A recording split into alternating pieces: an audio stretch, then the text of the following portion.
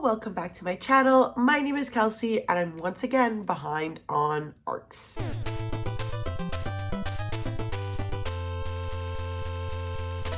So if you've been watching my channel for a while, you probably know that despite my best efforts, I always have to catch up on my NetGalley ARCs, and this is just the next vlog in this series that I call Catching Up to My NetGalley TBR. So this vlog spanned a couple of long days. I have been in a reading slump, a life slump. As you probably know, I'm not as consistent with my videos on this channel, but I'm trying my best to just continually posting stuff so I keep myself in the habit of like vlogging, reading, editing, posting. So the first book in this vlog you're going to see me read is The Ministry of Time by Kellyanne Bradley. This is a debut science fiction novel that follows a civil servant who works for this aspect of the government that is working on time travel. She is tasked as working with a bridge, and that is someone who sort of trains or babysits the arrivals of people in past timelines, helping them adapt to the current timeline. The book I read after that was a novella called Woodworm by Leila Martinez, and this book is specifically about a house that has followed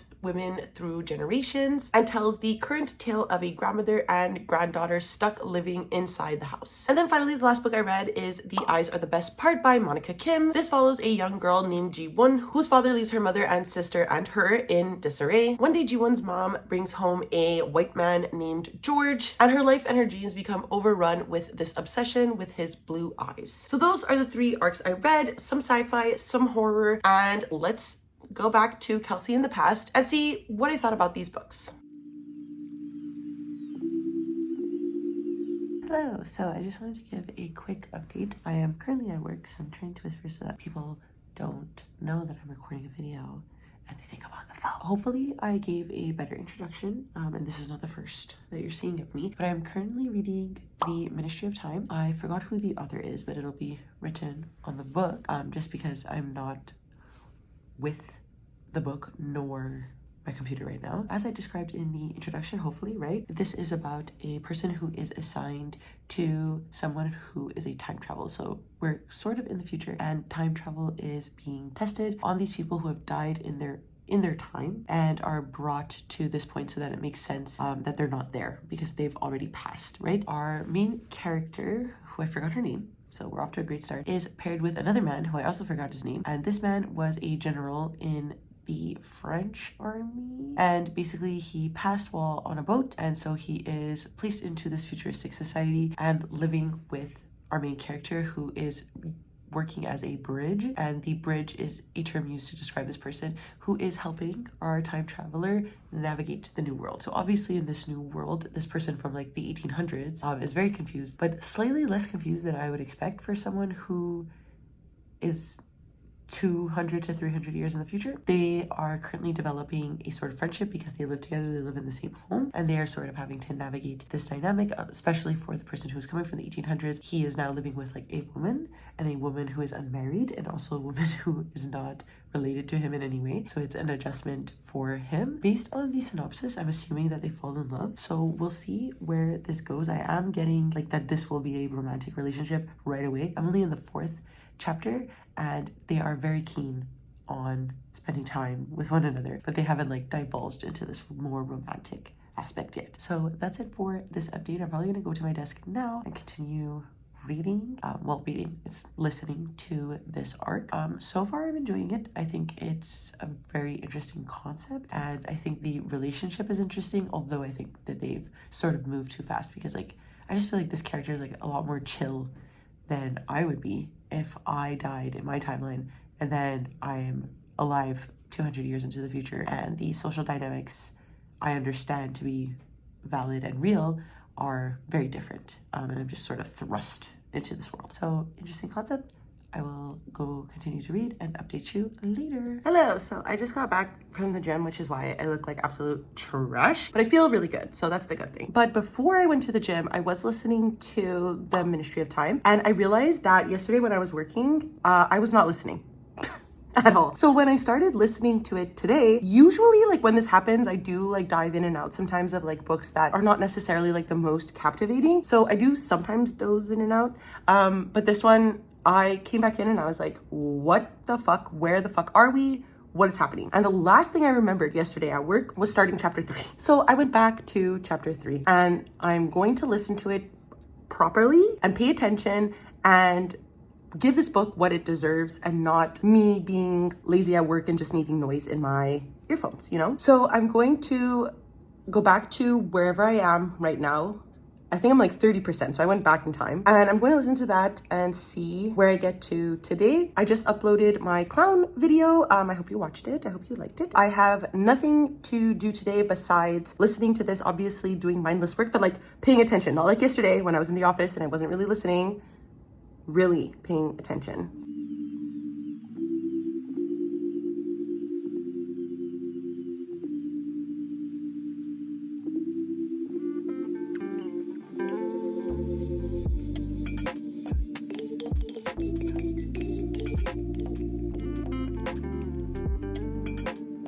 So while I have my morning coffee, I want to talk about where I am in the Ministry of Time. I realize in the previous clips and the following clips, I'm wearing the exact same shirt. Do not judge me. I wear what is on my floor. I am a messy bitch, and I will not stand for any slander, okay?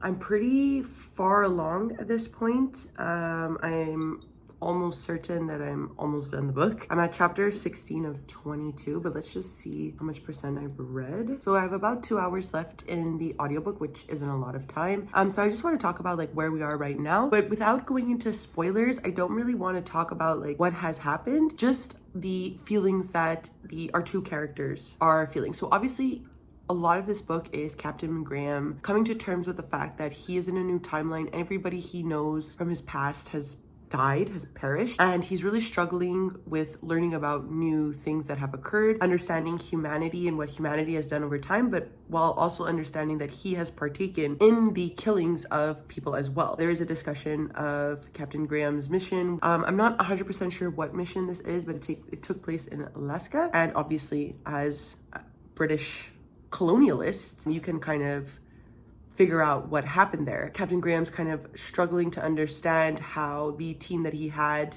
would do that. I'm finding Captain Graham's character in general to be very unrealistic, because I just can't imagine going hundreds of years into, or 100 years into the future and being like, I'm cool. Like, I feel like I would be constantly mentally struggling. And I just feel like Graham's main focus is wooing over our main character over truly grasping what has happened to him. And he's just like suddenly progressive.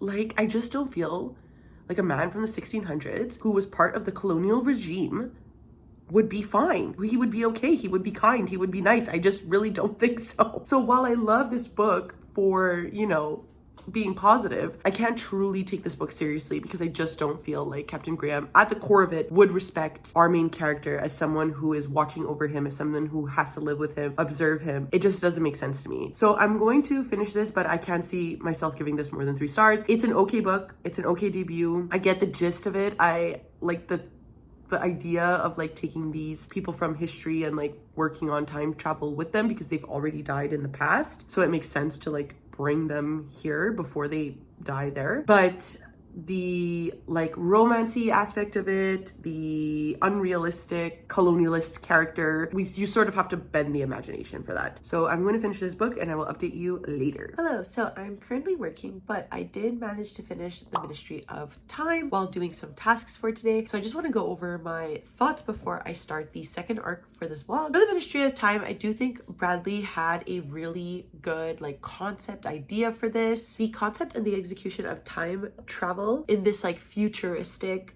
Britain, albeit not that futuristic, it's not that far into the future, was really interesting. And I really liked how it was explained throughout the novel and why they chose to take these more historical figures and bring them to the modern setting to like sort of test on them, test time travel. I really liked that. Our two main characters were also very interesting, and I think the addition of the romance between the characters really made this sci-fi novel feel a little different. It sort of felt like romantasy, like romance in another genre. It was really fun. That being said, however, I do feel like this comes into my biggest point of contention for the book, because it really falls with my displeasure of the way that the main love interest, Graham, is written. And given that he does come from, as I've already said, a very obviously imperialist and colonialist time, I just could not believe in him as a character. And our main female character is assigned to him as a glorified babysitter. So she lives with him, she observes him, she teaches him about the world. That falls into a very authoritative way. So tell me why a man from 100 years ago would be so feminist, not homophobic at all, and just be an overall stand-up great guy so that it makes sense for our modern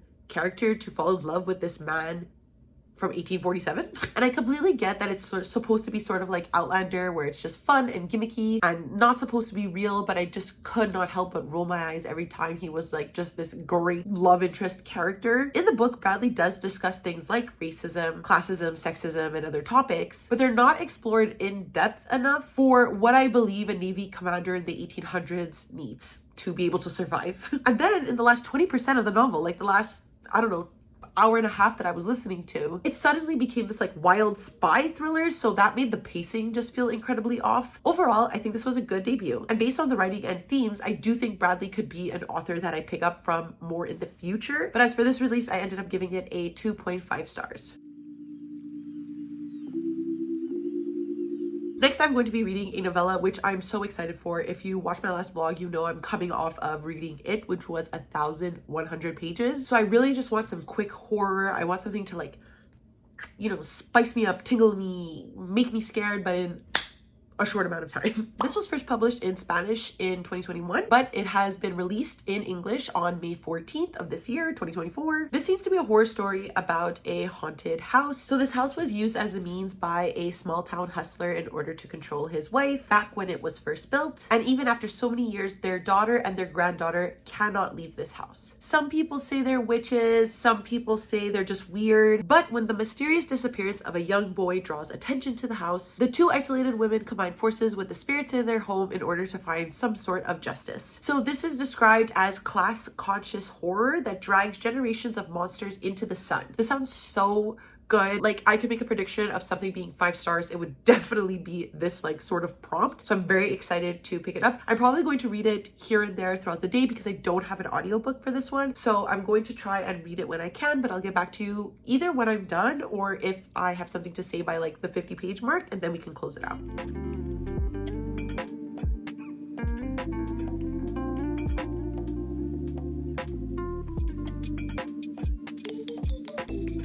Hello, so I acknowledge that the lighting is terrible, but I just wanted to give an update because I am working from home/bed, and I want to give an update on Woodworm by Leila Martinez because I am 50 pages in, roughly 2 chapters. So I wanted to talk about the format of the book and how I'm feeling so far. Also, if you hear the fan, I'm cleaning my washing machine.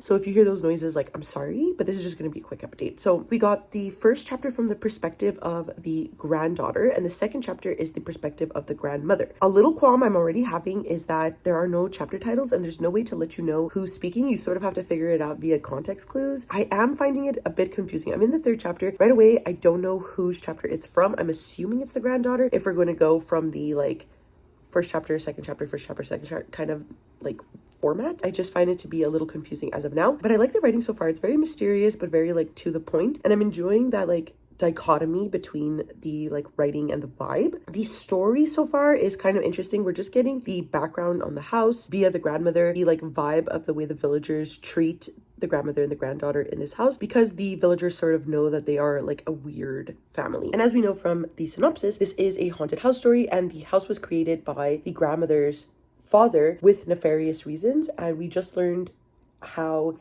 he passed away and sort of how these like ghosts are entering the home and like why they're there. They're referred to as shadows, but I'm assuming they're like ghosts, demons, that kind of thing. Obviously, this is a short novella, so I'm excited to see how it ties together. I'm really hoping it's not as confusing as the first 2 chapters were, because the start of the second chapter was a bit jarring, and then I was like, oh wait, this is the grandmother. So I'm hoping that it becomes that easy to like figure out who's speaking. I'm going to see about the 3rd chapter. I didn't update or read this entire weekend because I had a really big wedding weekend. One of my friends got married and it was outside of Montreal, so we stayed at the hotel there as well. So I didn't have a lot of like reading time, obviously. So I'm going to really try today. I do have a lot of work to do, but I'm hoping that I'm able to blend the two and we can get a lot done. Please ignore my hair. I just literally woke up from a nap and I didn't realize how ridiculous it looked. But let's talk about my final review for Woodworm. I ended up reading it in its entirety in one sitting. I'm really conflicted with this one because, like I mentioned, I really loved many aspects of it, specifically like the vibe and the writing, but the plot was really difficult for me to get into. And as I mentioned, although the POV of each chapter was confusing when it shifted the first time, I quickly started to really enjoy that specific aspect because I loved going into the grandmother's point of view. I really liked how each chapter provided information on the house and the history of the women in the house, and about how both our unnamed grandmother and granddaughter got to where they are in the plot. I won't explain too much because this book is so short and most of the allure comes from the unknown, and the way that Martinez writes about the more creepier aspects of the house was probably one of my more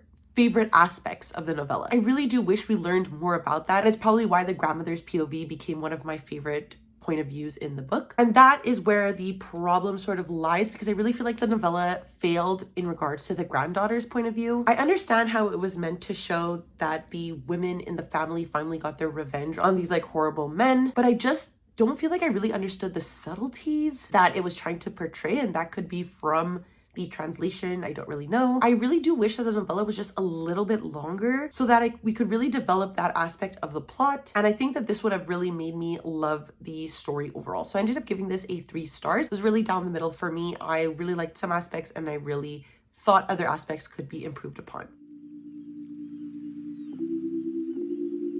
Next, I'm going to be reading a book that I'm very excited for. I requested this purely for the cover, and that is These Eyes Are the Best Part by Monica Kim. So this follows our main character named Ji-won, whose life tumbles in disarray in the wake of her father's extramarital affair and subsequent departure. Her mother is distraught, her younger sister is hurt and confused, and her college freshman grades are failing, her dreams horrifying yet enticing. In them, Ji-won walks through bloody rooms full of eyes. Succulent blue eyes, salivating blue eyes the same shape and shade as George's, who is her mother's obnoxious new boyfriend. George has already overstayed his welcome in her family's claustrophobic apartment, ogles Asian waitresses while dining out, and acts condescending towards Ji-won and her sister as if he deserves all of their mother's fawning adoration. No, George doesn't deserve anything from her family. Ji-won will make sure of that. So this is a debut horror, and it seems like it will very definitely be discussing fetishization, racism, misogyny, all that wonderful umbrella that I love in horror. So I am probably not going to start it right now. I do plan to go to the grocery store and pick up a coffee before I make dinner, and then probably tonight I will wind down and really focus on this book. It's another short one. It's only 288 pages according to the Goodreads, so I really hope I finish this one and enjoy it. Hello, I am once again in bed, not feeling the best. Like, allergies have really been hurting me lately, and I know I'm gonna regret this angle and the sound because I have my ceiling fan up above, so I really hope it's not that bad, but whatever. This is just a quick update to let you know that I am 50 pages into The Eyes Are the Best Part, and I'm really enjoying it so far. So we've just had a real opening, sort of setting up the story. We have a mother who was left by her husband and is trying to raise her 2 girls in like Southern California. They are Korean, and right now at the 50-page mark, we have met the like white man, the man that's going to come into this family that was stated in the synopsis. I really enjoy Monica Kim's writing style. It's very eerie, very spooky, even though like the vibe is very normal. Like, the mom is just depressed since the dad left them. She's trying to connect with her kids, but there is a distance there. The kids don't really want to partake in their mother's whims, such as eating the eye of the fish because the mom feels like it's the best part, except for the day before they are going to meet the mother's new boyfriend. The older daughter decides that she's going to try the eyeball. So clearly there is some sort of metaphor I'm supposed to be grasping there, and that's it so far. Like, I'm really enjoying the writing, and I'm really enjoying where the story is going or how it's set up. Nothing really to complain about as of right now. So I think I'm going to continue reading it, and I will try to update you perhaps at the 150 page mark, like maybe in another 100 pages. I think that would be pretty cool, and I'll try to get out of bed potentially, but we will see, and I'll see you later. I forgot to mention that Ji-won is in college, and she has this like freakazoid boy in one of her like philosophy or like women's studies class, and he's very much like, if you've been in any like feminist or progressive class, he's definitely like that type of like white boy who like thinks that they're just a better person because they're in that class, and like they understand you because they're learning, you know, they're good people. So he's really annoying. And I think Jiwon wants to like him, but I do not. And so I just wanted to mention that before I forget, because he's very similar to the father, I think, but just in different generations.